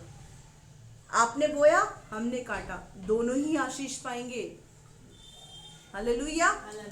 केवल आशीष हम नहीं पाएंगे, जो व्यक्ति बो रहा है इस कलीसिया में लोगों को, उसके अंदर, जिस व्यक्ति के अंदर हम सुसमाचार को बो रहे हैं, हम आशीष का कारण बनेंगे। और यहाँ लिखा है अनंत काल के अंदर वो उस चीज को प्राप्त करेगा। मुकुट प्रभु हमको देगा, मुकुट कि तूने मेरे कार्य को किया, ये ले तेरे लिए मैंने सोने का मुकुट रखा है, क्योंकि तूने मेरे कार्य को इस संसार की तकलीफों में रहते हुए भी तूने इस काम को किया। बोने वाले काटने वाले दोनों आनंद करेंगे। आगे, क्योंकि यहाँ पर यह कहावत ठीक बैठती है, बोने वाला और है और काटने वाला और। मैंने तुमसे ये खेत काटने के लिए भेजा, जिससे तुमने परिश्रम नहीं किया, दूसरे परिश्रम किए और तुम उसके परिश्रम के फल में भागी हुए। हालेलुया। प्रभु का वचन हमको इस बात को बताता है कि हमें कुछ नहीं करना, सिर्फ अपनी रोटी को जल पर डालना है। सबोपदेशक 11:1 में लिखा हुआ है, अपनी रोटी जल पर डाल दे। क्या रोटी क्या है? सुसमाचार, जीवन का सुसमाचार, यीशु मसीह के बारे में लोगों को बताएं। सिर्फ रोटी को जल पर डाल दे, उसके बाद वो लौट कर अपने आप आएगी। 6 महीने बाद, 8 महीने बाद, 2 महीने बाद, 3 महीने बाद अपने आप आएगी। मेरे प्रियो, जब मुझे किसी लड़की ने सुसमाचार सुनाया मैं नहीं गई प्रभु के भवन में, नहीं गई, क्योंकि ढीठ किस्म की थी। जिस चीज को पकड़ती थी उसको छोड़ती नहीं थी। वो स्वभाव आज भी है कि जिस चीज को पकड़ लिया उसको छोड़ना नहीं है। उस समय जिस चीज को पकड़े हुए थी, जिसकी मैं आराधना करती थी, जिसको मैं पूजती थी, मैं उसको छोड़ना नहीं चाहती थी। जब उस लड़की ने मुझे सुसमाचार सुनाया तो मैंने उसको अवॉइड कर दिया। दूसरी बार जब उसने मुझे सुसमाचार सुनाया तो मैंने उसको खड़ी खोटी सुना दी। इतना सुनाया कि उसका सर पक गया। उसने मुझे बोलना छोड़ दिया। उसने क्या किया पता है? मेरे लिए प्रार्थना करना शुरू कर दिया। क्या किया? मेरे लिए प्रार्थना करना शुरू कर दिया। प्रभु, इसको तू लेकर आ तेरे भवन में, इसको तू तेरे भवन में लेकर आ। उसकी प्रार्थनाओं का प्रतिफल कब आया? 6 महीने के बाद। 6 महीने बाद मेरे जीवन के अंदर एक ऐसी समस्या के अंदर मैं उलझ गई कि उस समस्या में भटक भटक के मैं थक गई। उसके बाद भी मैं नहीं जाना चाहती थी, लेकिन मेरी मम्मी मुझे पकड़ कर लेकर गई, क्योंकि मेरी मम्मी के ऊपर ही तकलीफ थी, परेशानी थी। वो मुझे पकड़ कर लेकर गई कि नहीं मनी, अपन को चलना है, तू मेरे साथ हर जगह चली, आज मेरे कहने से एक बार यहाँ चल। ठीक है, वो दिन है मैंने यीशु को पकड़ा। आज तक ढीठ बन के पकड़ के बैठी हूँ और नहीं छोड़ा है। मेरे प्रियो, आप जब बोते हैं बीज को, सुसमाचार किसी को सुनाते हैं, जरूरी नहीं है वो तुरंत ही फलवंत हो जाए, वक्त लग सकता है, लेकिन बीज बोने के बाद उसमें पानी डालने के लिए, जल डालने के लिए प्रार्थना करना जरूरी है। खेती करने के लिए क्या केवल बीज बोया जाता है? सबसे पहले जमीन को उपजाऊ बनाया जाता है। उपजाऊ जमीन के ऊपर बीज बोया जाता है। यहाँ पर यीशु मसीह के साथ इतनी बातचीत क्यों कर रहा था? इसके हृदय रूपी भूमि को क्या कर रहा था? उपजाऊ बना रहा था। उपजाऊ बनाने के बाद उसमें बीज बोना, और बीज के बाद उसमें रेगुलरिटी के साथ पानी डालना। वो क्या है? प्रार्थना। आपने जब किसी व्यक्ति को सुसमाचार सुनाया, पटक दिया उसको साइड में, प्रभु मैंने तो देख तेरा काम कर दिया। हम क्या करते हैं? यही करते हैं, मेरा काम हो गया प्रभु, अब तू जान और ये जाने, अब तू जान ये जाने। क्या हुआ? थोड़े टाइम के बाद वो बीज मर जाएगा, वो फलवंत नहीं होगा। क्यों? क्योंकि उस बीज को पानी नहीं मिला। उस बीज को पानी कैसे मिलेगा? आपकी प्रार्थनाओं के द्वारा। जैसे जैसे आप प्रार्थना करेंगे, पवित्र आत्मा उसको वहां पर आपकी सुसमाचार को याद कराता रहेगा, याद कराता रहेगा, याद कराता रहेगा। आखिरकार 2 महीने, 3 महीने, 4 महीने, 6 महीने के बाद वो व्यक्ति बोलेगा आपके पास आके, बहन जहाँ के लिए तू बोल रही थी ले चल मुझे। हालेलुया। तो बीज को बोकर छोड़ ना दें, उसके लिए निरंतर प्रार्थना करें, क्योंकि खेत तो पके हुए हैं लेकिन हमारे मजदूर ढीले हैं। हमारे मजदूर क्या है? ढीले हैं। एक हथौड़ा मारा बैठ जाते हैं, थोड़ी सी चाय पी लेते हैं, थोड़ी सी रोटी खा लेते हैं, एक हथौड़ा मार के। तो ऐसे क्या फसल पक के तैयार होगी? घर बनेगा? मजदूर एक हथौड़ा मार के, रोज एक हथौड़ा खाली मारे, हथौड़ा मार के बैठ जाए, हथौड़ा मार के बैठ जाए, घर कितने दिन में बनेगा? जिंदगी भर नहीं बनेगा। तो मेरे प्रियो, हमको मेहनत करनी है आगे। अब देखो इस स्त्री की मेहनत, इसके अंदर यीशु मसीह ने बीज को बोया। इसने उस बीज को ले जाकर किसके अंदर बोया? सामरियों के अंदर। अब वो बीज कैसे फलवंत होगा हम देखेंगे। 5 मिनट के अंदर इसको खत्म करेंगे हम। हाँ, आगे पढ़ो 42 तक। सामरियों का विश्वास करना। सामरियों का विश्वास करना। यहाँ पे क्या लिखा हुआ है? सामरी नहीं लिखा हुआ है, सामरियों का। आगे पढ़ना। उस नगर के बहुत से सामरियों ने उस स्त्री के कहने से पढ़ो आगे। यीशु पर विश्वास किया। यीशु पर विश्वास किया। मेरे प्रियो, स्त्री के कहने से सामरियों ने यीशु पर विश्वास किया। अंडरलाइन करें इसको। सामरी स्त्री के कहने से। परमेश्वर को आपके कहने की जरूरत है, यीशु को आपके मुख की जरूरत है, पवित्र आत्मा को आपकी जुबान की जरूरत है। लेकिन हम कह नहीं पाते, कारण दूसरे नंबर वाला डैडी जो पीछे खड़े चूटियां पहनता रहता है, यहां खड़ा रहता है पीछे और चूटी पहनता है। मत बता तेरी समस्या भी ठीक थोड़ी हुई है। वो ये बोलता है जिस दिन तेरी समस्या ठीक हो जाएगी ना, उस दिन तो बताना। एक लॉजिक बताऊं, वो ऐसा क्यों करता है पता है? क्योंकि जिस दिन आपने सुसमाचार के लिए मुंह खोल दिया ना, आपकी समस्या खत्म होना शुरू हो जाएगी। ये लॉजिक है।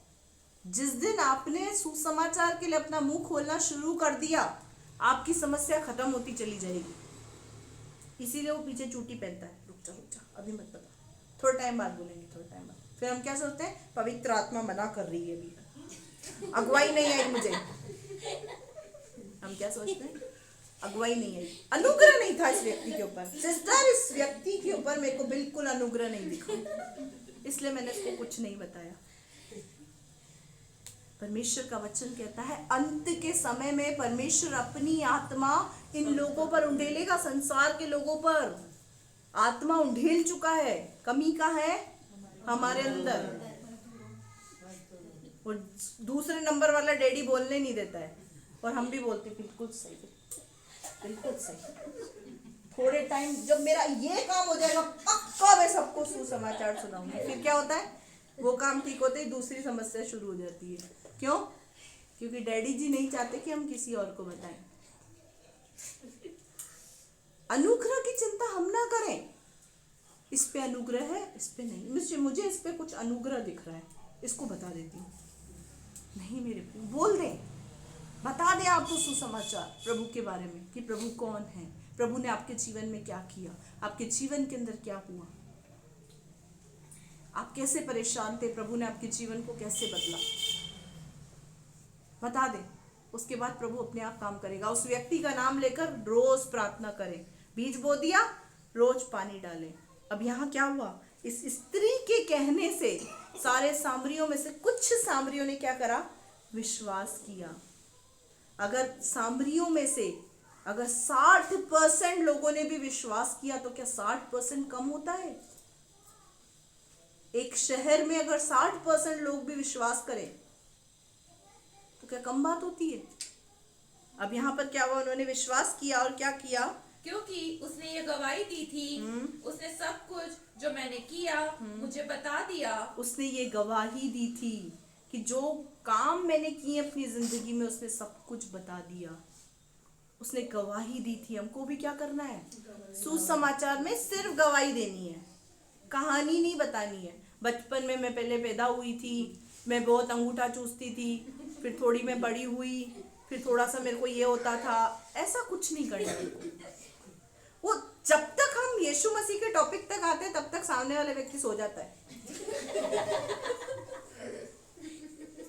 उसको नींद आने लग जाती है। उसको क्या लगता है कि इतना तो पका दिया, फिर वो घड़ी देखता है। जिस टाइम आप यीशु का टॉपिक शुरू करते हो घड़ी देखता है, बहन अभी मुझे जाना है, फिर मिलेंगे, फिर पक्का पक्का, फिर दोबारा मिलेगा ही नहीं हो तुमको। हमको सिर्फ हमारी गवाही बतानी है कि मेरे जीवन में अशांति थी, मुझे प्रभु ने शांति दिया। मेरे परिवार में ये काम था, प्रभु ने ये काम किया। बचपन से मैं ऐसे पैदा हुई, फिर ऐसा करता था, फिर मैं ऐसा करता था, लॉलीपॉप खाता था, ऐसी सारी चीजें नहीं बतानी। सिर्फ मेन मुद्दे की बात बताकर यीशु के बारे में बताना है, सिर्फ यीशु के बारे में। इसने क्या बताया, मैंने जो कुछ किया वो सब उसने मुझे बता दिया। उससे ही लोग यीशु पर विश्वास करने लगे। आगे, इसलिए जब ये सामरी उनके पास आए तो उससे विनती करने लगे कि हमारे यहाँ रह। अतः वह वहाँ 2 दिन तक रहा। उसके वचन के कारण और बहुत से लोग उस पर विश्वास किया। और उस स्त्री ने कहा, अब हम तेरे कहने ही से विश्वास नहीं करते, क्योंकि हमने आप ही तुझे सुन लिया और जानते हैं कि यही सचमुच में जगत का उद्धार करता है। हालेलुया। एक स्त्री के द्वारा पूरे सामरिया ने यीशु मसीह को उद्धार करता ग्रहण कर लिया। जब पूरा सामरिया बदल सकता है तो आपकी खानदान क्या चीज है। जब शादी ब्याह में हम जाते हैं तो नाचने से ही फुर्सत नहीं मिलती हमको, खाने से ही फुर्सत नहीं मिलती। खाने खड़े होते हैं शादी ब्याह में तो जो रिश्तेदार आते हैं आसपास में, जब वो खड़े रहते हैं, क्या हम उनको प्रभु के बारे में नहीं बता सकते? हमारा कंसंट्रेट कहाँ होता है? गुलाब जामुन पर, कहाँ होता है? पनीर की सब्जी पर। पूड़ी पकड़ने के लिए पीछे भगते रहते हैं, पूड़ी खत्म नहीं हो जाए, पूड़ी खत्म नहीं हो जाए, गरम पूड़ियाँ खत्म हो जाएगी। मेरे प्रियो, जब भी मौका मिले, चाहे शादी ब्याह के अंदर हम, चाहे किसी रिश्तेदार के घर गए हैं, चाहे हम अपने बिजनेस टूर पर निकले हैं, हम बिजनेस के काम से निकले हैं, जॉब के काम से निकले हैं, काम क्या करना है? सिर्फ बीज बोना है, प्रभु के बारे में बताना है लोगों को, बहता सोता बनना है। जीवन का जल अगर नहीं मिला, पवित्र आत्मा नहीं मिला, तो यीशु से प्राप्त करना है। एक स्त्री जो पापों से भरी हुई थी, जब यीशु उसके जीवन में आया, वो बहता सोता बन गई। कैसी बह रही है? पूरे सामरिया ने उसके द्वारा क्या करा? यीशु को उद्धार करता करके ग्रहण कर लिया।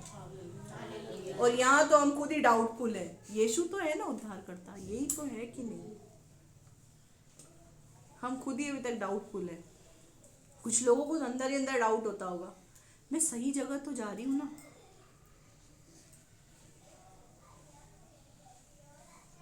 हम ही डाउटफुल में। यीशु ही उद्धार करता है, यीशु ही मार्ग है, यीशु ही सत्य है, यीशु ही जीवन है। जगत की ज्योति जो इस जगत में आने वाली थी वो यीशु ही है। तो आज अपने इस डाउट को क्लियर करके थोड़ा आगे बढ़ना है। क्या करना है? जीवन का जल जिसको नहीं मिला वो जीवन का जल मांगे, और जिसने जीवन का जल पा लिया लेकिन उमड़ता हुआ सोता नहीं बना, तो आज उमड़ता हुआ सोता बनना है। हालेलुया। चाहे शैतान कितनी भी चूटियां पहने, हमको बीज बोना है, और बीज बोने के बाद उस व्यक्ति का नाम लेकर लगातार प्रार्थना करनी है। शुरुआत में जाते ही टपक ना जाए उसके ऊपर, थोड़ी टॉकिंग बढ़ाए। कैसे बढ़ाई? यीशु मसीह ने सबसे पहले पानी मांगा। क्या बोला? क्या बोला? कि मुझे पानी पिला।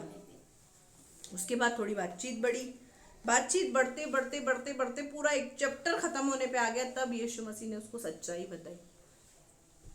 जाते ही हम किसी के पास खड़े हो जाएंगे, मेरे जीवन में ये समस्या थी, फिर ऐसा था, फिर वैसा था, तो सामने वाला व्यक्ति आ गया रोतलू।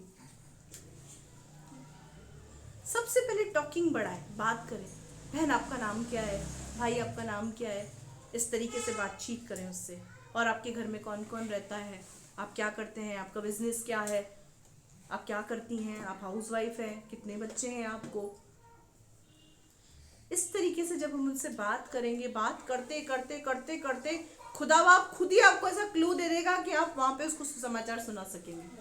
अपने आप उसके मुंह से बात। अगर आपके पास जीवन का जल है, बहुत इंपॉर्टेंट बात बोल रही हूँ, अगर आपके पास पवित्र आत्मा है, जीवन का जल है, तो सामने वाले व्यक्ति के मुंह से अपने आप ही निकल जाएगी बात।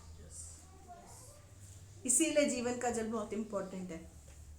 अगर आपके पास नहीं है तो पवित्र आज यीशु को बोले, यीशु मुझे वो जीवन का जल दे, वो जीवन का जल दे, जिससे मैं भी किसी के सामने खड़ी रहूं तो एक उमड़ता हुआ सोता बन जाऊं। आपका काम सुसमाचार सुनाना, अपनी गवाही सुनाना है। उसके बाद उस व्यक्ति के लिए लगातार प्रार्थना करना है, लगातार। फिर देखो काम होता है कि नहीं। जब वो व्यक्ति आएगा ना भवन में, सबसे ज्यादा आनंद आपको ही पहुंचेगा कि मैंने इसको सुसमाचार सुनाया था, आज ये भवन में है। हालेलुया। आइए हम अपनी आंखों को बंद करेंगे, सुने गए वचन के अनुसार अपने जीवन को मेडिटेट करेंगे। यीशु से कहेंगे, यीशु वो जीवन का जल तू मुझे भी पिला, पवित्र आत्मा तू मुझको भी दे, ताकि जब मैं भी जाकर लोगों के पास खड़ा हूं तो उमड़ते हुए सोते की तरह लोग मुझ में से भी पीकर आशीषित होने पाए। शैतान की चालों को समझें। वो आपको समस्या में से निकलने इसलिए नहीं देता है कि अगर आप समस्या से निकल गए तो प्रभु के कार्य को करेंगे।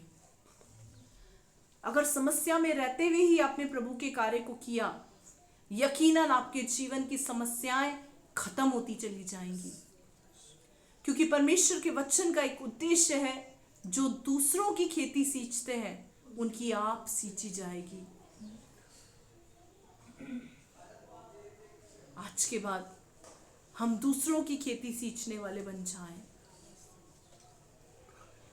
वचन का, सुसमाचार का, गवाही का बीज लोगों के अंदर बोने वाले बन जाएं, उमड़ता हुआ सोता बन जाएं। डैडी, जिनके पास भी जीवन का जल नहीं है, आज तू उनको वो जीवन का जल दे यीशु। आज तू उनको वो जीवन का जल दे यीशु, ताकि उस जल को पीकर ये अनंत काल तक प्यासे न रहें। वो जीवन का जल पवित्र आत्मा है। पवित्र आत्मा, तू इनके ऊपर अपना कंट्रोल कर, कब्जा कर, हस्तक्षेप कर इनकी जिंदगियों में। पवित्र आत्मा, तू बात कर इनसे। पवित्र आत्मा, सही राह दिखा इनको, एक बहता सोता, उमड़ने वाला सोता बना दे प्रभु। पवित्र आत्मा, इनको उमड़ने वाला सोता बना, सामरिया की तरह प्रभु। ये अपने रिश्तेदारों के लिए उद्धार का कारण बन जाए पिता। एक सामरी स्त्री के द्वारा पूरे सामरिया नगर ने यीशु को उद्धार करता करके ग्रहण किया। प्रभु, वो सामर्थ आज तेरे बच्चों पर तू ढेल को। ये कलीसिया बच्चों को जनने वाली कलीसिया बन जाए। इस कलीसिया में पिता परमेश्वर नई नई आत्माएं आए प्रभु। इनके द्वारा पिता बहुत तेरे लोग बचाए जाएं। खेत तो पके हैं स्वामी, तूने कहा मजदूरों से कहो, स्वामी से कहो कि वो मजदूरों को भेजे, मुहैया कराए। ये खेत तैयार है प्रभु, ये खेत तैयार है। खेत तो पक चुके हैं लेकिन तेरे मजदूर आलसी हुए पड़े हैं। तेरे मजदूरों पर प्रभु तू तरस खा, इनको तेरा मजदूर बना दे प्रभु, इनको तेरा मजदूर बना दे प्रभु। पवित्र आत्मा तेरा अभिषेक एक एक के ऊपर उतरने पाए प्रभु। मैं अपनी आंखों से इस बात को देख रही हूं कि जिस दिन से ये प्रभु तेरा काम करना शुरू कर देंगे प्रभु, इनकी समस्याएं जाती हुई रहेंगी प्रभु। जो रुकावट की आत्मा मुझे एक एक के ऊपर दिख रही है, उस रुकावट की आत्मा को मैं इनके जीवन से, इनकी जिंदगी से गेट आउट कहती यीशु के सामर्थी नाम में। समस्या तेरा कोई अधिकार नहीं है, बीमारी तेरा कोई अधिकार नहीं है, बंधन तेरा कोई अधिकार नहीं है इनके ऊपर। हर एक बीमारी, हर एक अंधकार की शक्ति मेरे यीशु के अधीन है। हर रुकावट की आत्मा मेरे यीशु के अधीन है। तेरा वचन कहता है, कौन है जो मैं मसीह की मोहब्बत से जुदा कर सकता है प्रभु। तेरी मोहब्बत से प्रभु, तेरे कार्य करने से कोई भी इनको रोकने ना पाए। हर रुकावट की आत्मा यीशु के नाम से दूर हो। तेरे सामर्थी हाथों में प्रभु एक एक को दे दी। तू काम कर पवित्र आत्मा, तू काम कर पवित्र आत्मा, तू काम कर पवित्र आत्मा। इनके फील्ड में तू इनके साथ काम कर पवित्र आत्मा। इनके बिजनेस पर तू इनके साथ काम कर पवित्र आत्मा। इनकी जॉब्स पर तू इनके साथ काम कर पवित्र आत्मा। ये आज के बाद बीज बोने वाले बन जाएं और बीज को फलवंत करने के लिए निरंतर पानी डालने वाले बन जाएं, प्रार्थना करने वाले बन जाएं, प्रार्थना के योद्धा बन जाएं। तेरा अभिषेक इनके ऊपर उतरे पवित्र आत्मा। बल से उतर इसी समय पवित्र आत्मा। तेरी आग इनके ऊपर उतरे पवित्र आत्मा। इसी समय तेरी आग तेरे लोगों के ऊपर उतर रही है। तेरी आग तेरे लोगों के ऊपर उतर रही है पवित्र आत्मा। तेरी आग तेरे लोगों के ऊपर उतर रही है। रिसीव करें अभिषेक को, अभिषेक को रिसीव करें, रिसीव करें। कहां आप अपनी जिंदगी में पीछे हट गए थे, रिसीव करें पवित्र आत्मा की आग। पवित्र आत्मा की आग तेरे बच्चों के ऊपर उतरे प्रभु। आज के बाद अपनी समस्याओं में न पड़े रहे प्रभु।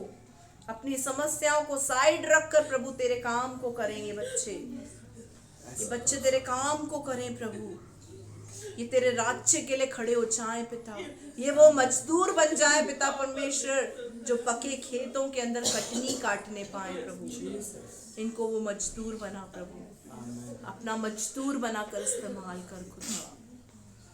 ओ रबा शंतर बरबरी अत्थर बरी कला रबा शिकिंदी। तू काम कर पवित्र आत्मा, तू काम कर पवित्र आत्मा। ओ रबा शंतर बरबरी अत्थर बरी कला रबा शिकिंदी। रिगंडर बरबरी अत्थर बरी कला रबा शिकिंदी। पवित्र परमेश्वर, तेरे नाम को मैं ऊंचा उठाती प्रभु, तेरे नाम को धन्य कहती। तू महिमा पाए प्रभु।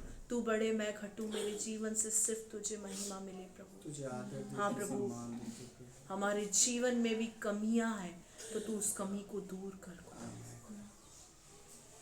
उस कमी को दूर कर। हमें भी वो मजदूर बना प्रभु, जो सचमुच प्रभु तेरे काम को करे खुदा। तेरे लिए दौड़ने वाले मजदूर तू बना पिता। चलने वाले नहीं प्रभु, दौड़ने वाले मजदूर बना पिता। वो अभिषेक दे कि हम तेरे लिए दौड़ सके खुदा। वो अभिषेक दे खुदा। धन्यवाद करती राजा, आपने दुआ को सुना। आप बड़े, हम घटे, हमारे जीवन से आपको महिमा मिले। दुआ यीशु के नाम से मांगते हैं, आमीन। आइए हम अपनी आंखों को बंद करेंगे और परमेश्वर के सम्मुख अपने सरों को झुकाएंगे और आशीष वचन को प्राप्त करेंगे।